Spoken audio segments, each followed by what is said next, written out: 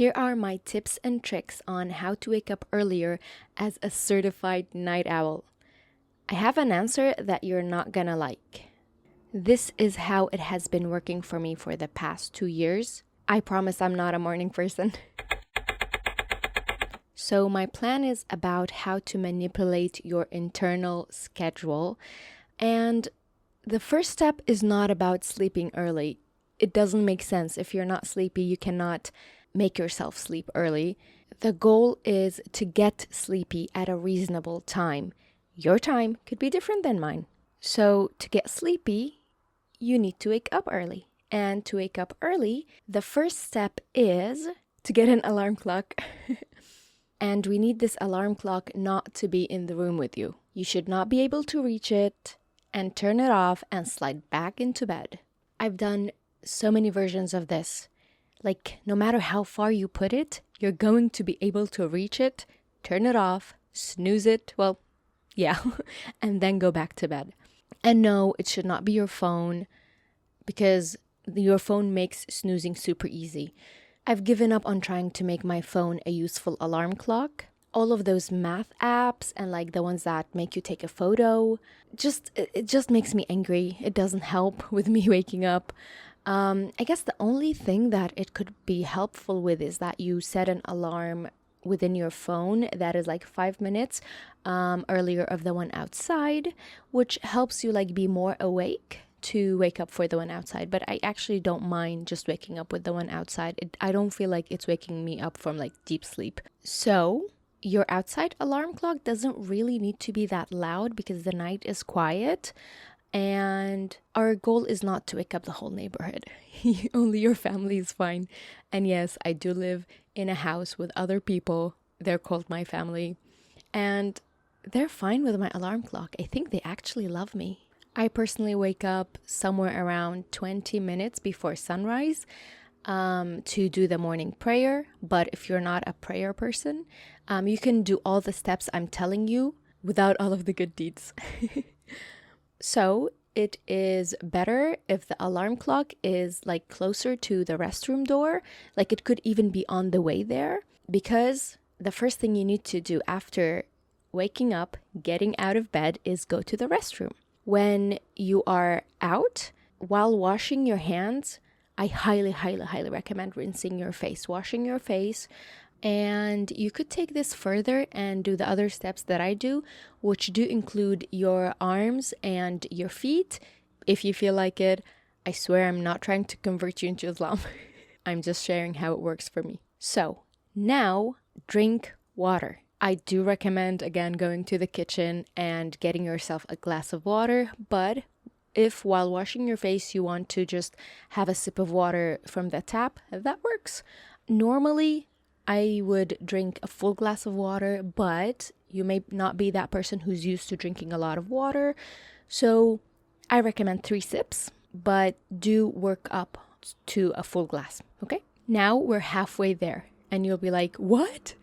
That's not all? No. Even at this point, it is possible to go back to sleep. Most Muslims do that because you're like 50% awoken.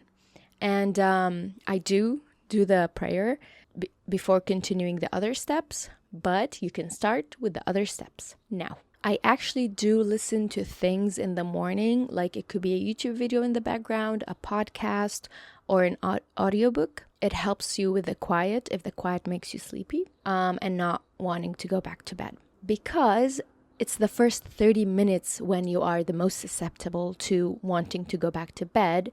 Once you're past that, you'll be like, so now what? I'm awake, what do I do? To not be in that situation, I recommend having a plan, even if it's a vague plan. I personally stream in the mornings 4 days a week. It is my current schedule. I don't know if I recommend that or not, like becoming a streamer, it's your choice. But other days, I just do something fun. For example, watching Solo Leveling. You do need a vague plan so that your brain doesn't get stuck. So at night, when your brain is going through your childhood, try and picture yourself doing something in the morning, because you will have an extra 1 to 2 extra hours, which are quiet and don't have a lot of people in. You could do something fun, like watching something, or something serious, like studying or doing a task. It could even be like you go for a jog in the park. You do you. I actually recommend doing the fun stuff for the first week because that's normally how long it takes you to just get used to the schedule. There is another way of me tricking myself, which is bribing myself with a favorite snack. Sometimes it's ice cream. Anything that's too heavy in the evening, I have in the morning. Any sort of snack, even junk food. And yeah, I do recommend not having a heavy dinner, something light, but it's not a requirement, like whatever works for you. I'm not a dinner person. I prefer breakfast. And most of the times in the morning, I make myself coffee or tea and have it with a few dates or something sweet. Fruit can also be something nice to eat.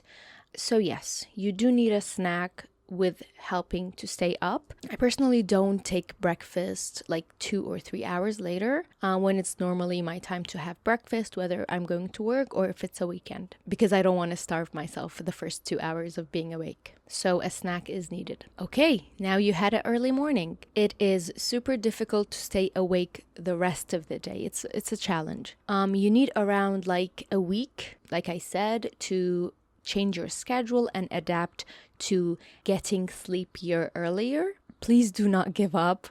Do try and do this for at least a week. If it's possible, I recommend napping. I have been an anti-napper my whole life. When I was a child, even into my teenage years, up until my 20s, I feel like an adult talking about my 20s, I never napped in the afternoon. I was always the one awake, doing something, watching something while the rest of my family members sleep during like those long hours in the summer. So this all changed when the Fire Nation attacked.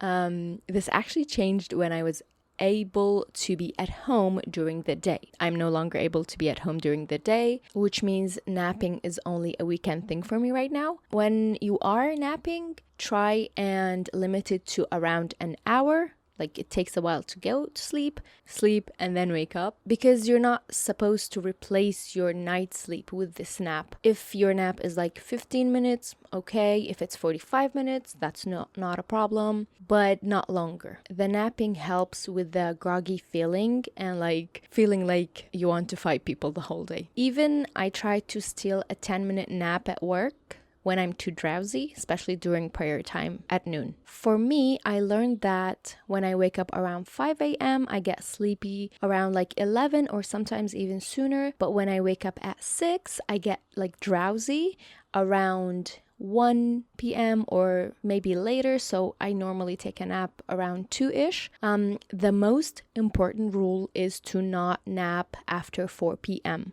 because it's too close to the evening and it will mess up your sleep schedule. We're at the end of the day, it's the evening. Please listen to your body when it tells you you need to sleep. You get this drowsy feeling like ants crawling over you. That's how it feels for me. When your body tells you to like shut down and go to sleep, try to listen, because if you do not, this routine will not work. You won't create a new routine for your body. I mean, we all know the point of a sleeping schedule is to sleep at similar times and wake up at similar times, but life is not always on schedule. We do our best. My schedule mostly moves around an hour. There are days where I'm super exhausted from work and I sleep even an hour earlier than my normal time. But there are days where I'm enjoying the day with my family and I sleep an hour later than normal. So schedule changes happen. Try to be forgiving to yourself. It's really okay to sleep in once in a while. And of course, if you're not feeling well, do give your body time to rest and sleep.